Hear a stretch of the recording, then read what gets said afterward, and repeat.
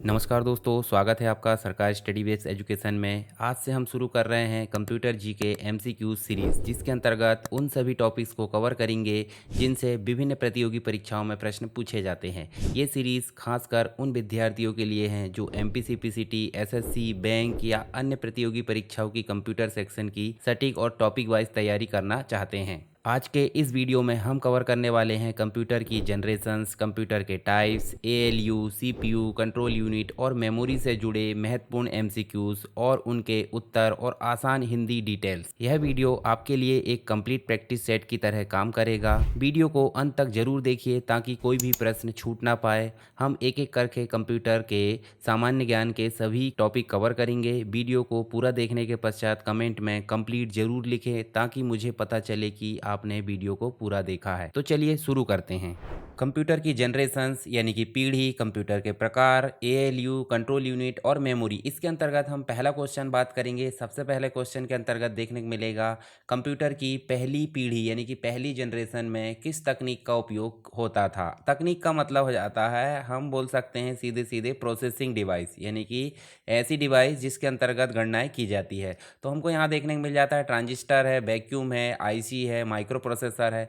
तो यहाँ हमको सबसे पहले जो फर्स्ट जनरेशन में देखने को मिला था वो मिला था वैक्यूम ट्यूब। वैक्यूम ट्यूब एक प्रकार की प्रोसेसिंग डिवाइस थी जो कि पहली जनरेशन में यूज़ होती थी। यहाँ पे हम देखें तो आपको देखने को मिलेगा 1940 से 56 के आसपास आपकी पहली जनरेशन देखने को मिली थी, जिसके अंतर्गत वैक्यूम ट्यूब देखने को मिला। आगे हम देखें यहाँ तो हमको पाँचों जनरेशन देखने को मिल जाती है। फर्स्ट जनरेशन लगभग जो है इस प्रकार से है 1945 यानी कि 1943 या 40 से 56 के आसपास देखने को मिली। ये सन आपको ज़्यादा इंपॉर्टेंट ध्यान में रखना है। सेकंड जनरेशन का कुछ ड्यूरेशन 63 तक था, फिर 71 तक थर्ड जनरेशन, 89 तक आपको देखने को मिल जाती है फोर्थ, और वर्तमान तक मिल जाती है फिफ्थ। तो पहली जनरेशन में वैक्यूम ट्यूब जो बल्ब के आकार का था, जो काफ़ी ज़्यादा बिजली खपत करता था यानी कि कंज्यूम करता था। दूसरी जनरेशन में आपको देखने को मिला ट्रांजिस्टर, जिसमें बहुत ज़्यादा संख्या में जो वैक्यूम ट्यूब थे उसकी कैपेसिटी यहाँ छोटी सी डिवाइस में आ गई, और इसकी बहुत ज़्यादा जो संख्या थी उसकी कैपेसिटी एक छोटी सी डिवाइस में आ गई जिसका नाम था आईसी, बोले तो इंटीग्रेटेड सर्किट। यानी कि पहले वैक्यूम ट्यूब, फिर ट्रांजिस्टर और फिर आईसी। इसके बाद आपको देखने को मिला इसी का अपग्रेडेड वर्जन, जिसे हम बोल देते हैं लार्ज स्केल इंटीग्रेटेड यानी कि एलएसआई, या फिर very large scale integrated circuit, VLSI बोल सकते हैं। तो इसी को माइक्रो प्रोसेसर भी बोला गया है। यानी कि फोर्थ जनरेशन की जो डिवाइस थी, टेक्नोलॉजी थी, उसके अंतर्गत देखें तो ये माइक्रो प्रोसेसर बोला गया, और इसी से युक्त कंप्यूटर को माइक्रो कंप्यूटर बोले तो पर्सनल कंप्यूटर की श्रेणी में जिसे हम रख सकते हैं। फिर आई फिफ्थ जनरेशन यानी कि एलएसआई या वीएलएसआई को अपग्रेड करके यूएलएसआई कर दिया गया है। यूएलएसआई मतलब ultra large scale integrated circuit. तो ये फिफ्थ जनरेशन में आपको देखने को मिली, और ये मुख्यतः फोकस एआई पर है, यानी कि आर्टिफिशियल इंटेलिजेंसी बोले तो ऐसा सिस्टम तैयार करना जो ह्यूमन के सोचने की जो कैपेसिटी है उसके आधारित काम कर सके। यानी कि जैसे रोबोट है, आपने रोबोट मूवी तो देखा होगा चिट्टी, तो उसके अंतर्गत आपको देखने को मिल जाएगा इसका एग्जाम्पल। तो ये हमारा यहाँ पे पहला क्वेश्चन। दूसरे क्वेश्चन के अंतर्गत देखने को मिल जाता है दूसरी पीढ़ी यानी कि सेकंड जनरेशन के अंतर्गत कौन सी चीज़ या किस टेक्नोलॉजी का उपयोग किया जाता था। तो हमने वैक्यूम ट्यूब देखे, वैक्यूम ट्यूब उपयोग किया जाता है किसके अंतर्गत, फर्स्ट। ट्रांजिस्टर आपका सेकंड जनरेशन में मिल जाता है, आईसी आपका थर्ड जनरेशन में मिल जाता है, और एआई आपका फिफ्थ जनरेशन में, यानी ट्रांजिस्टर यहाँ पे आपका राइट आंसर है।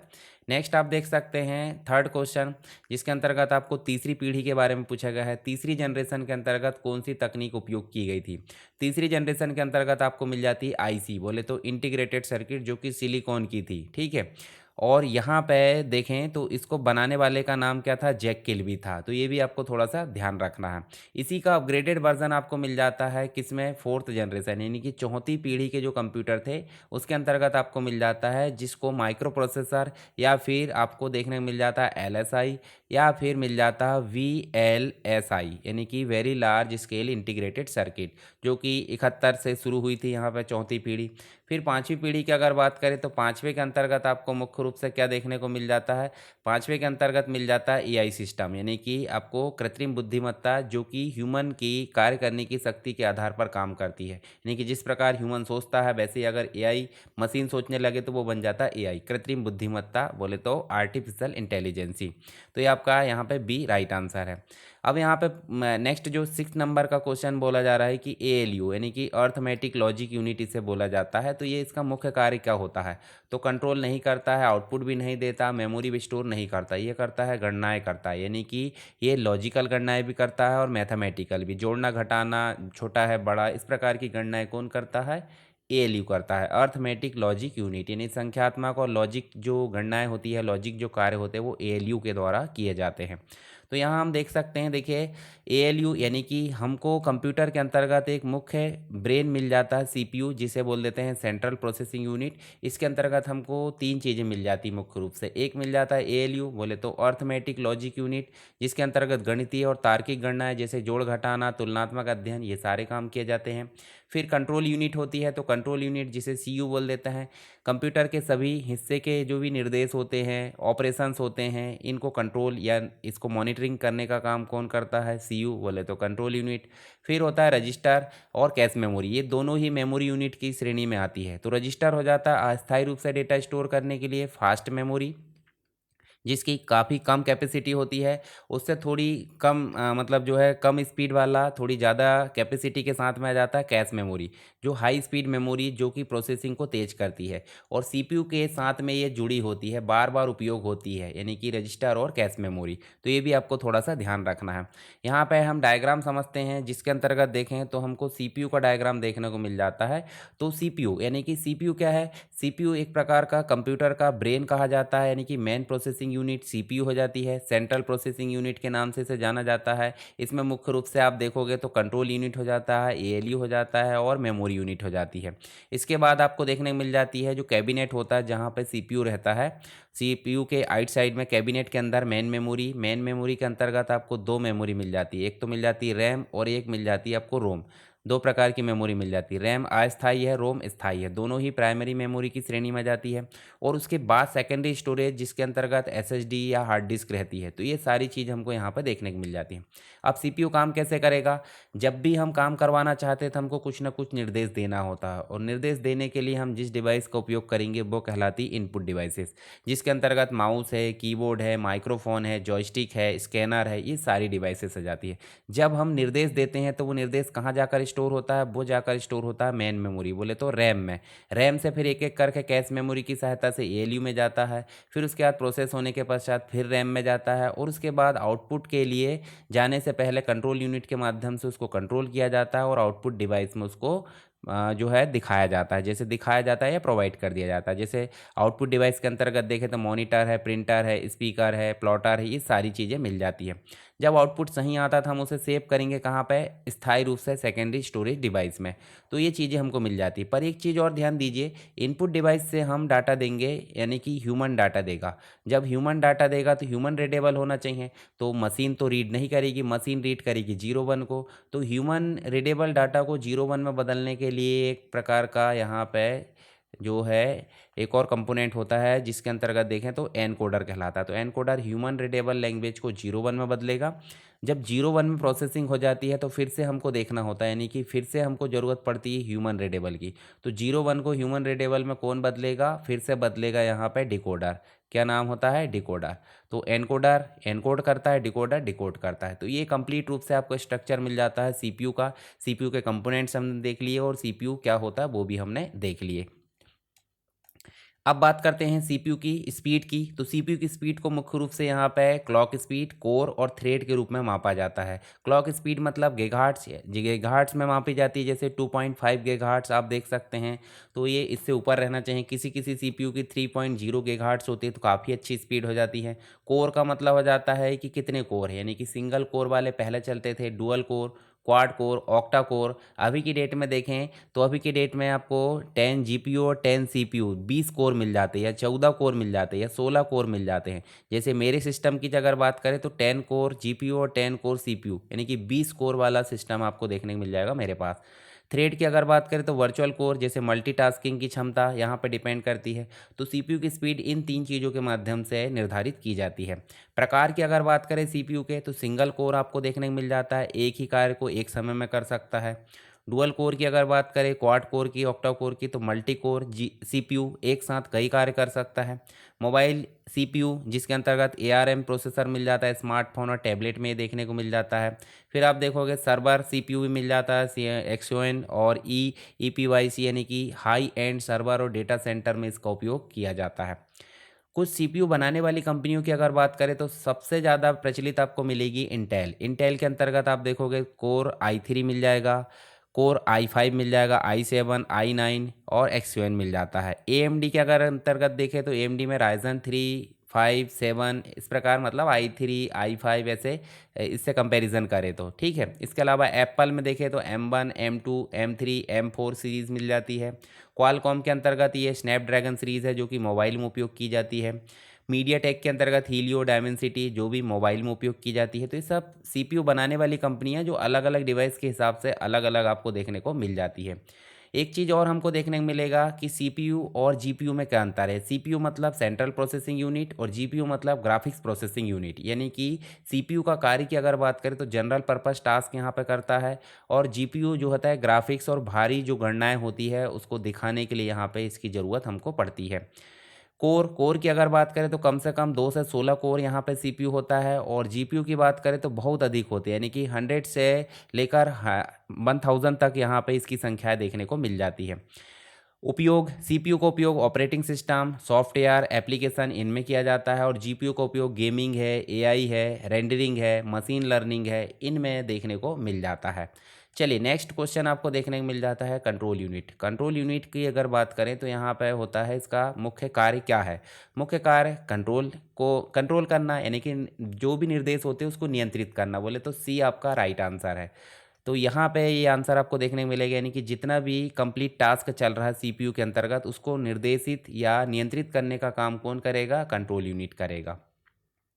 नेक्स्ट क्वेश्चन है कंप्यूटर की मेमोरी जिसमें डेटा स्थायी रूप से स्टोर रहता है। अब देखिए कंप्यूटर की मेन मेमोरी की बात की जा रही है, तो मेन मेमोरी में हमने दो चीज़ें देखें, कौन कौन सी। एक तो हमने देखे रैम, रैंडम एक्सेस मेमोरी, और एक हमने देखे यहाँ पे रोम। रोम बोले तो रीड ओनली मेमोरी। तो ये नॉन वॉलेटाइल मेमोरी बोले तो स्थायी मेमोरी है। स्थायी का मतलब हो जाता है जिसमें एक बार डाटा स्टोर कर दिया जाए, हटता नहीं है। तो रोम में जो डाटा स्टोर होता है उसे हम बोल देते हैं बायोस। बायोस का मतलब हो जाता है बेसिक इनपुट आउटपुट सिस्टम। तो ये जो हो जाता है रोम, यानी कि रीड ओनली मेमोरी। और रीड ओनली मेमोरी के भी बहुत सारे प्रकार होते हैं जिनको हम यहाँ पे देखने वाले हैं। तो रीड ओनली मेमोरी एक मेमोरी यूनिट है ऐसी जिसके अंतर्गत डेटा परमानेंट तरीके से स्टोर किया जाता है, और इसमें स्टोर जानकारी को पढ़ा जा सकता है, बदला नहीं जा सकता, यानी कि मॉडिफाई नहीं किया जा सकता। तो ये एक प्रकार की स्थायी मेमोरी है। प्री लोडेड डेटा होता है, यानी मैन्युफैक्चरिंग के समय डेटा यहाँ पर स्टोर किया जाता है। नॉन वॉलेटाइल बोले तो बिजली नहीं रहने पर भी डेटा नहीं मिटता है। रीड ओनली यानी कि इसमें से डेटा सिर्फ पढ़ा जाता है। रोम का जो उपयोग है मुख्य रूप से बायोस के लिए किया जाता है, यानी कि basic input output system store करने के लिए किया जाता है। कंप्यूटर स्टार्ट होते समय जो बूटिंग इंस्ट्रक्शन आते हैं, F1 दबाओ, डिलीट दबाओ, और जो भी एक्स्ट्रा चीज़ें आती है आपको देखने को मिल जाता है बायोस।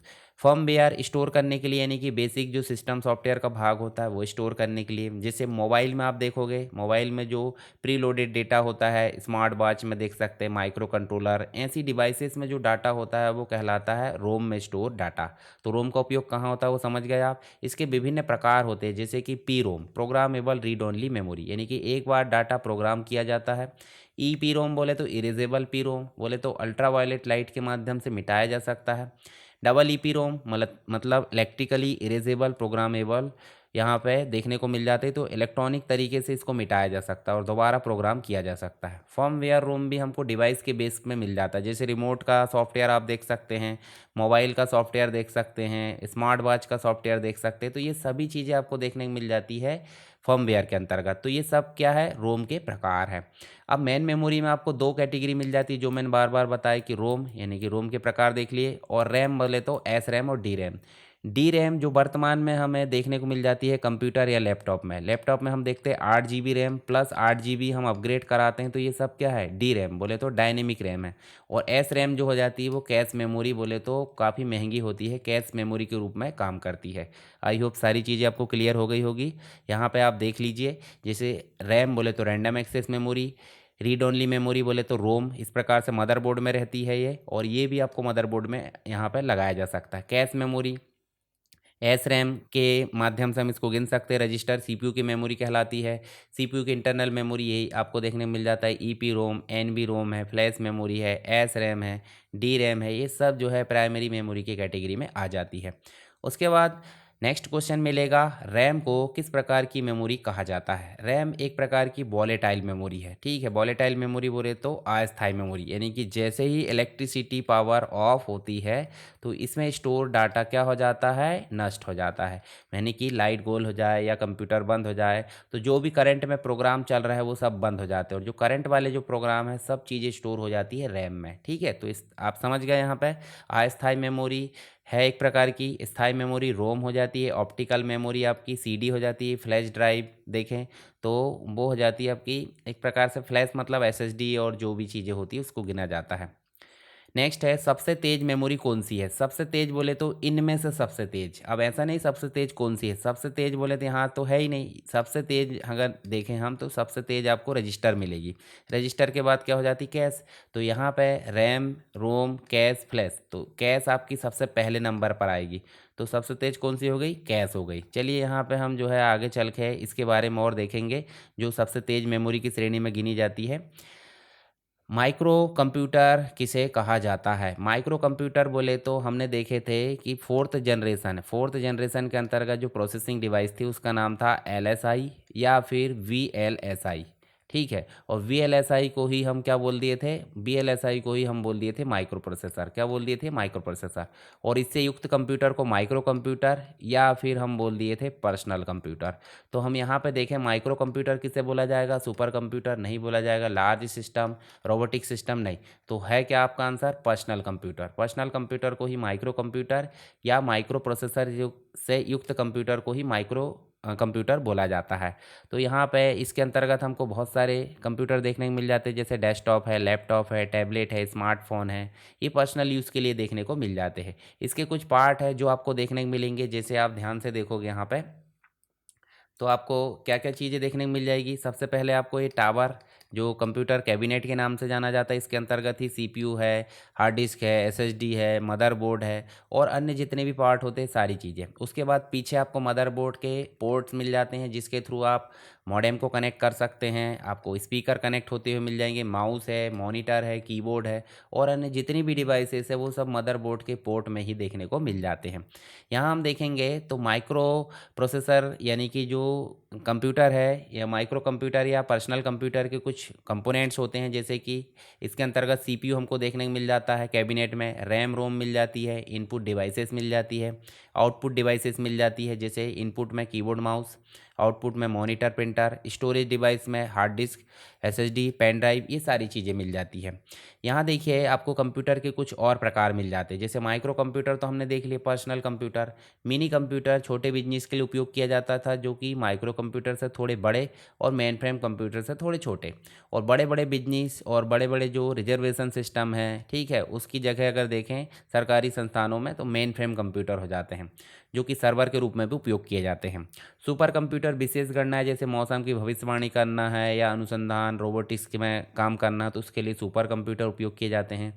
हाइब्रिड कंप्यूटर ऐसे कंप्यूटर थे जो कि एनालॉग प्लस डिजिटल दोनों की गणना एक साथ करते थे, वो हाइब्रिड कंप्यूटर कहलाए। एम्बेडेड कंप्यूटर ऐसे कंप्यूटर है जो कंप्यूटर की नाम से नहीं जाने जाएंगे, जैसे मान लीजिए आपने मोबाइल खरीदे तो आप क्या बोलते हैं, स्मार्टफोन खरीदे, जबकि स्मार्टफोन के बैकग्राउंड में क्या काम कर रहा है, कंप्यूटर। तो ऐसे कंप्यूटर जो किसी अन्य डिवाइसेस के साथ में काम करते हैं, जैसे स्मार्ट टीवी है, स्मार्टफोन है, स्मार्ट वॉच है, इस प्रकार के कंप्यूटर को एम्बेडेड कंप्यूटर बोला जाता था। एनालॉग जो आपको ताप दाप माप के आधार पर गणनाएं करने को देखने को मिल जाते हैं, एनालॉग कंप्यूटर है। वर्क स्टेशन जो एक साथ यहाँ पे सिंगल यूज़र के रूप में काम करते हैं। सर्वर कंप्यूटर के रूप में मेन फ्रेम यानी कि आपको बिग आयरन के नाम से यहाँ जाने जाते हैं। लैपटॉप पर्सनल कंप्यूटर की श्रेणी में आ जाते हैं। तो कुछ कंप्यूटर के प्रकार है जो आपको ध्यान में रखना है ताकि क्वेश्चन आए तो आपसे बनना चाहिए। सुपर कंप्यूटर का उपयोग किस में किया जाता है भाई, गेम खेलने के लिए नहीं किया जाएगा, मौसम के पूर्वानुमान के लिए बिल्कुल, फोटो एडिटिंग के लिए नहीं किया जाएगा, टाइपिंग के लिए नहीं किया जाएगा। तो राइट आंसर क्या है, मौसम की भविष्यवाणी के लिए बी आपका राइट आंसर है। तो यहाँ पे आपको सुपर कंप्यूटर मिल जाएगा। सुपर कंप्यूटर जो है काफ़ी ज़्यादा पावरफुल होते हैं, काफ़ी ज़्यादा फास्ट होते हैं, जिसमें बहुत ही जटिल यानी कॉम्प्लेक्स जो गणना होती है, यानी कि जो भी कैलकुलेशंस होते हैं उन कार्यों को और स्पेशल रूप से किसी विशेष काम को करने के लिए डिज़ाइन किया गया है। ये जो हमारे पर्सनल कंप्यूटर होते हैं उससे लाखों गुना तेज यहाँ पे देखने को मिल जाते हैं। प्रति सेकंड में ट्रिलियन गणनाएं यहाँ पे देख देख सकते हैं, मतलब इसके द्वारा परफॉर्म की जाती है। इसके कुछ कंपोनेंट्स होते हैं जैसे कि मल्टीपल सीपीयू यहाँ पे हो जाते हैं, यानी कि एक से अधिक सीपीयू पैरेलल प्रोसेसिंग के लिए यूज़ हो जाते हैं। हज़ारों कोर, जबकि हम देखिए यहाँ पे हमारे जो सीपीयू है लगभग 10 कोर 12 कोर के आसपास मिल जाते हैं, परंतु इसमें हज़ारों कोर एक साथ मिल जाते हैं क्योंकि मल्टीपल सीपीयू यहाँ पे या मल्टीपल प्रोसेसर मिल जाते हैं। हाई स्पीड मेमोरी हो जाती है, टीबी से लेकर पीबी तक की रैम हो जाती है, जबकि हमारे कंप्यूटर में देखेंगे तो 8 GB 16 GB 32 GB के आसपास ही मिलती है। साथ ही massive storage system data center में स्टोरेज के लिए उपयोग हो जाता है। कूलिंग सिस्टम हो जाता है हीट को कंट्रोल करने के लिए। कस्टम ऑपरेटिंग सिस्टम जैसे कि लाइनेक्स आधारित यहाँ पे हो जाता है, जो कि काफ़ी ज़्यादा सिक्योर है। कुछ टॉप सुपर कंप्यूटर जो 2025 तक देखें, फ्रंटियर है जो कि यूएसए के द्वारा बनाया गया है। इसकी परफॉर्मेंस आप देख सकते हैं फ्लॉप्स में है 1.1 एक्साफ्लॉप। फुगाकू है जापान के द्वारा इसको निर्माण किया गया है। औरोरा है मतलब यूएसए के द्वारा। इसके अलावा परम सिद्धि एआई जो भारत के द्वारा बनाया गया है। प्रत्यूष मिहिर भी भारत के द्वारा। फ्लॉप्स का मतलब क्या हो जाता है, फ्लोटिंग पॉइंट ऑपरेशन पर सेकेंड, जो कि सुपर कंप्यूटर की प्रोसेसिंग हो जाती है, यानी कि गति हो जाती है। जैसे हम देखें ना गीगाहर्ट्ज़, 2.5 गीगाहर्ट्ज़ जो हमारे कंप्यूटर की गति है, मतलब प्रोसेसिंग करने की स्पीड है। परंतु जो सुपर कंप्यूटर है उसकी प्रोसेसिंग करने की जो स्पीड है वो कैसे मापी जाती है, फ्लॉप्स में, यानी फ्लोटिंग पॉइंट ऑपरेशन पर सेकेंड। सुपर कंप्यूटर के मुख्य रूप से उपयोग कहाँ कहाँ होते हैं, जैसे वेदर फोरकास्टिंग बोले तो तूफान मानसून भविष्य की भविष्यवाणी में। साइंटिफिक रिसर्च बोले तो डीएनए एनालिसिस है, पार्टिकल सिमुलेशन है। स्पेस रिसर्च की अगर बात करें तो अंतरिक्ष यान की गति और मार्ग निर्धारित करने में। आर्टिफिशियल इंटेलिजेंसी जैसे डीप लर्निंग है, न्यूरल नेटवर्क है, इनमें इसका उपयोग किया जाता है। डिफेंस यानी मिसाइल सिमुलेशन, परमाणु परीक्षण मॉडलिंग में। क्लाइमेट मॉडलिंग जिसके अंतर्गत पर्यावरण जो परिवर्तन अध्ययन है, ये सारी चीज़ों में सुपर कंप्यूटर का मुख्य रूप से उपयोग किया जाता है। अगला क्वेश्चन देखने को मिल जाएगा। कंप्यूटर के मुख्य रूप से 4 घटक होते हैं, कौन कौन से? कीबोर्ड, माउस, सीपीयू, प्रिंटर नहीं होता है, ठीक है, यहाँ पे आप देखोगे नहीं होगा। फिर उसके बाद देखें तो आपको देखने को मिल जाता है क्या, इनपुट होता है, प्रोसेस होता है, स्टोर होता है, आउटपुट होता है। यानी कि पहले कंप्यूटर में हम क्या देंगे, इनपुट, इनपुट के बाद प्रोसेस होगा, प्रोसेस के बाद यहाँ पे आउटपुट होगा, और जो चीज़ें स्टोर करना हो उसके लिए स्टोरेज डिवाइस काम करती है। यानी कि मुख्य रूप से देखें तो IPOS, यानी कि input processing storage output. B आपका राइट आंसर है सही, जबकि ये भी नहीं है और ये भी नहीं। मुख्य रूप से 4 घटक ये आपको देखने को मिलेगा बी, जिसमें आपको ये चीज़ें देखने को मिल जाती है।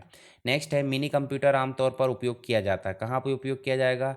बड़े बड़े ऑफिसों में, मतलब छोटे संस्थान जिसके अंतर्गत ऑफिस आ जाते हैं, बड़े बड़े कार्यालयों में। बी राइट आंसर है। मल्टी यूज़र होता है, जो कि जो आपका माइक्रो कंप्यूटर होता है उससे बड़ा होता है और मेन फ्रेम कंप्यूटर से छोटा होता है।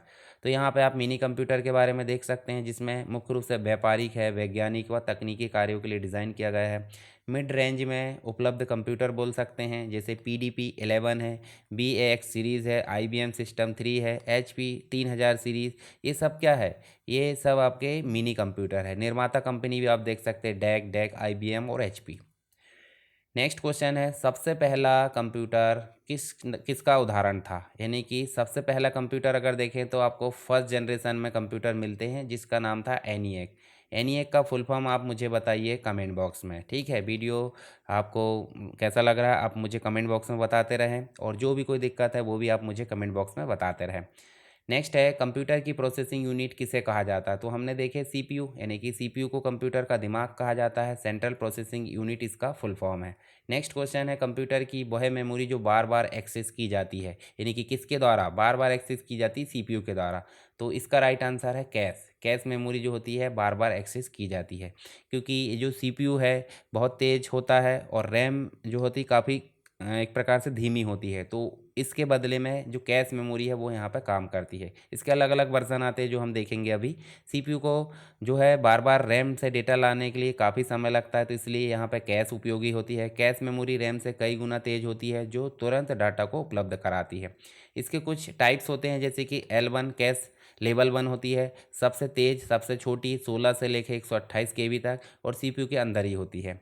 L2 कैश होती है जो लेवल 2 में होती है, थोड़ी धीमी लेकिन आपको देखने मिल जाएगी 256 से लेकर 1 MB तक सीपीयू के पास या अंदर होती है। फिर L3 हो जाती है जिसके अंतर्गत लेवल 3 मिल जाता है। शेयर्ड कैश जिसे हम बोल देते हैं मल्टी कोर सीपीयू में सामान्यतः 2 MB से 64 MB तक होती है। और आप देखोगे यहाँ पे तो आपको L4 मिल जाती है जो काफ़ी दुर्लभ है, कुछ ही प्रोसेसर में ये देखने को मिल जाती है जैसे इंटेल हो गया और अन्य। तो ये आप देख सकते हैं। अब कैश मेमोरी की बात करें, देखिए सेकेंडरी स्टोरेज सबसे लास्ट में, फिर प्राइमरी मेमोरी, फिर आपकी कैश मेमोरी, यानी कि सीपीयू और प्राइमरी मेमोरी के बीच में ब्रिज का काम कौन करेगी, कैश मेमोरी करेगी। नेक्स्ट क्वेश्चन है कंट्रोल यूनिट किसका भाग है, तो ये भाई सीपीयू का भाग है, यानी कि सीपीयू के अंतर्गत एएलयू, कंट्रोल यूनिट और मेमोरी, ये तीन चीज़ें आपको देखने को मिल जाती है। कंप्यूटर में सबसे कम स्टोरेज कौन सी होती है, सबसे कम स्टोरेज यूनिट की बात की जा रही है, यानी कि स्टोरेज यूनिट बोले तो जैसे बिट होती है, बिट की अगर बात करें तो बिट 0 या 1 सबसे छोटी होती है। उसके बाद अब आ जाती है बाइट, बाइट के पहले भी आपकी हो जाती है निबल, निबल 4 बिट का समूह है और बाइट आपका 8 बिट का समूह है। तो सबसे छोटी हो जाती है बिट, उसके बाद हो जाती है बाइट, बाइट के बाद हो जाती है केबी, केबी के बाद हो जाती है एमबी। इस प्रकार से आप समझ सकते हैं। तो यहाँ यूनिट भी देख लीजिए एक बार। जैसे हम बिट की बात करें तो बिट सबसे छोटी है जिसे हम बाइनरी डिजिट की श्रेणी में रख सकते हैं। 4 बिट का मतलब हो जाता है 1 निबल, और 2 निबल का मतलब हो जाता है 1 बाइट, या 8 बिट का मतलब हो जाता है 1 बाइट। ऐसे ही आप 1 बिट को 1024 में कन्वर्ट कर दें तो 1 KB बन जाती है। 1024 KB को 1 MB बना दिया जाता है, 1024 MB से 1 GB बनती है, 1024 GB से एक सॉरी 1024 से यहाँ पे नहीं बनती, यहाँ पे देखिए, हाँ यहाँ पे ये गलत हो गया, 1024 है ना, 1024 GB अगर मिल जाए तो 1 TB बन जाती है। उसके बाद 1024 TB मिल जाए तो 1 PB बन जाती है। 1024 PB मिले तो 1 एक्साबाइट यानी कि EB बन जाती है। फिर 1024 EB मिली तो 1 ज़ेटाबाइट बन जाती है। फिर 1024 ज़ेटाबाइट यानी कि ZB मिले तो 1 योटाबाइट बन जाती है। 1024 YB मिल जाए तो 1 ब्रोंटोबाइट, और 1024 ब्रोंटोबाइट मिले तो 1 ज़ियोबाइट। तो सबसे ज़्यादा बड़ी मेमोरी यूनिट कौन सी है, ज़ियोबाइट है, और सबसे छोटी यूनिट कौन सी है, बिट है। तो दोनों ही आपको ध्यान रखना है।